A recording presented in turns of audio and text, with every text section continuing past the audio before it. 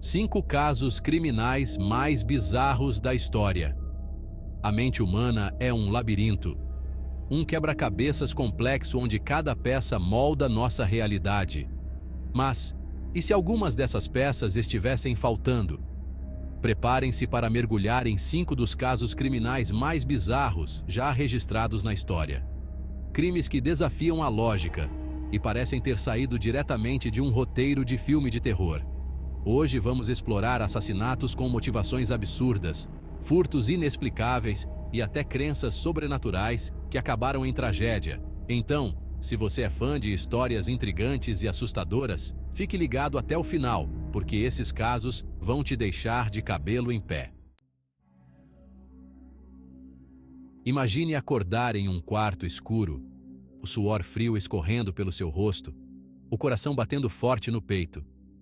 Você se levanta, desorientado, e acende a luz. É então que você vê, com horror, o corpo sem vida do seu amor. Esse pesadelo se tornou realidade para Brian Thomas. Em uma noite aparentemente comum, Brian estrangulou sua esposa, Christine, até a morte. O detalhe perturbador, ele afirmava estar dormindo durante o ato. Sonambulismo. A defesa de Brian argumentou que ele sofria de um distúrbio do sono chamado sonambulismo homicida, uma condição rara e extremamente perigosa. A absolvição de Brian, baseada na alegação de sonambulismo homicida, lançou luz sobre uma área obscura da mente humana. No submundo do crime, onde as mentes mais astutas elaboram planos elaborados, às vezes a linha entre genialidade e insanidade se torna tênue. E em nenhum lugar essa linha é mais evidente do que no caso do sequestro fracassado de um milionário mexicano. Uma história que parece ter saído diretamente de um filme do Silvio Santos, tinha todos os elementos de um thriller psicológico. A mente por trás dessa artimanha ousada era um homem conhecido apenas como El Gênio. Seu plano era simples: sequestrar um rico empresário mexicano e exigir um resgate milionário. Mas havia um detalhe que tornava esse sequestro diferente de qualquer outro. El Gênio queria usar um clone. Sim, você ouviu direito, um clone. Ele reuniu uma equipe de especialistas em genética, bioengenharia e cirurgiões plásticos, como se estivesse formando um time de futebol. O processo de clonagem foi longo e complexo, cheio de desafios e contratempos. Mas após meses de trabalho árduo, a equipe de El Gênio finalmente conseguiu o que parecia ser uma réplica perfeita do milionário. A semelhança era assustadora. No entanto, o plano de El Gênio começou a se desfazer no momento em que o clone foi apresentado ao mundo exterior. A personalidade, as memórias, as nuances do comportamento humano, tudo isso se perdeu no processo de clonagem. O clone era uma casca vazia, um imitador desajeitado que não conseguia replicar a presença e o carisma do original. O clone, incapaz de se passar pelo milionário, acabou levantando suspeitas e chamando a atenção das autoridades. Em um país conhecido por suas vastas planícies e invernos rigorosos, ocorreu um crime tão audacioso, tão inimaginável, que deixou até mesmo os investigadores mais experientes perplexos. Este é o caso do roubo da casa flutuante, um crime que desafiou a lógica e deixou uma comunidade inteira em estado de descrença, tipo quando o Brasil perdeu de 7-1 para a Alemanha. Nossa história se passa nas margens do Lago Baikal, na Sibéria, Rússia. É aqui que encontramos nossa vítima, um empresário chamado Viktor Mikhailov, que havia construído sua casa dos sonhos, uma luxuosa casa flutuante. A casa de Viktor era seu xodó, um símbolo de seu sucesso e um refúgio tranquilo. Mas o sonho de Viktor se transformaria em um pesadelo da noite para o dia. Em uma fria manhã de inverno, Viktor acordou e descobriu que sua amada casa havia desaparecido. Não havia nenhum sinal de arrombamento, nenhuma testemunha, nenhuma pista.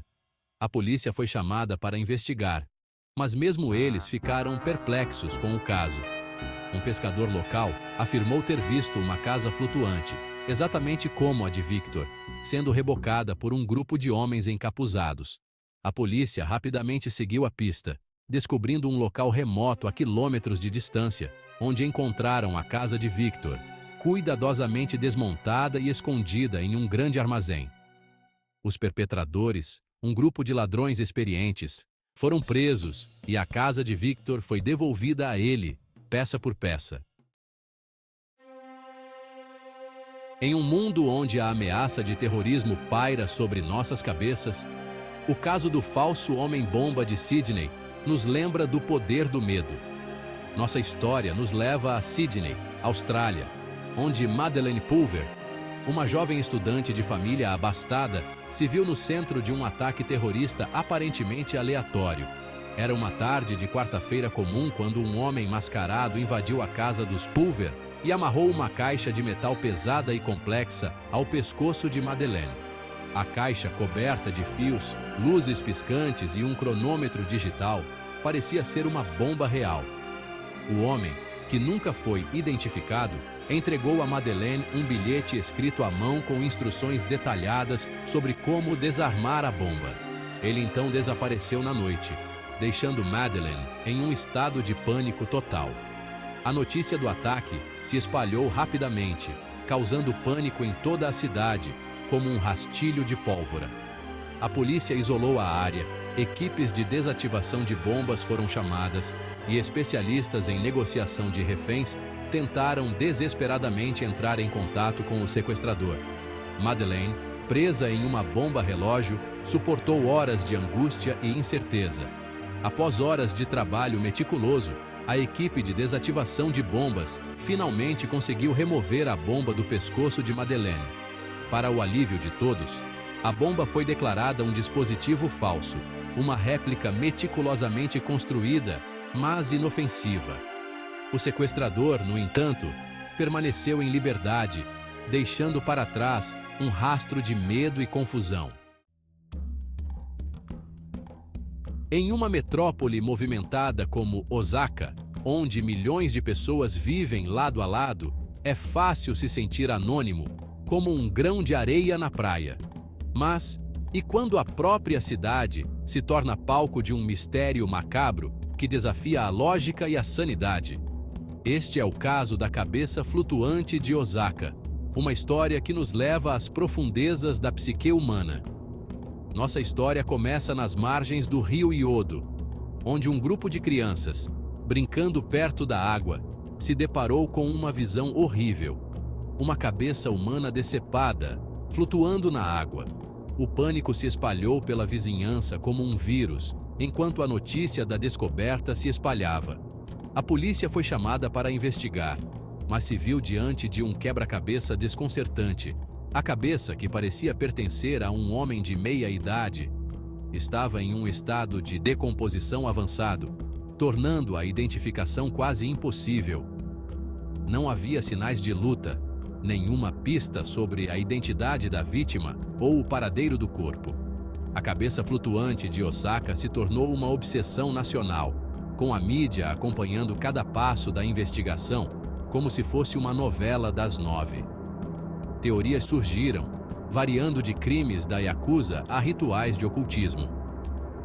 Anos se passaram, e o caso da cabeça flutuante de Osaka caiu no esquecimento, tornando-se uma lenda urbana macabra.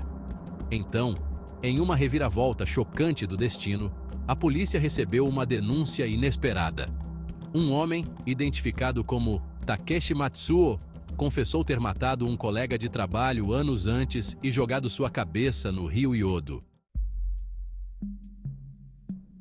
E então, qual desses casos foi o mais bizarro para você? A mente humana é um labirinto de infinitas possibilidades, capaz de criar e destruir, amar e odiar, sonhar e matar. Esses casos, por mais chocantes e inexplicáveis que sejam, nos lembram de que a realidade é muitas vezes mais estranha que a ficção. São histórias que, por mais que pareçam ter saído de um livro do Agatha Christie, realmente aconteceram e mostram até onde a mente humana pode ir quando o assunto é crime. Se você quer continuar explorando os mistérios mais perturbadores e estranhos do mundo, se inscreva no canal e ative as notificações, porque ainda temos muito mais histórias inacreditáveis para contar. Até a próxima!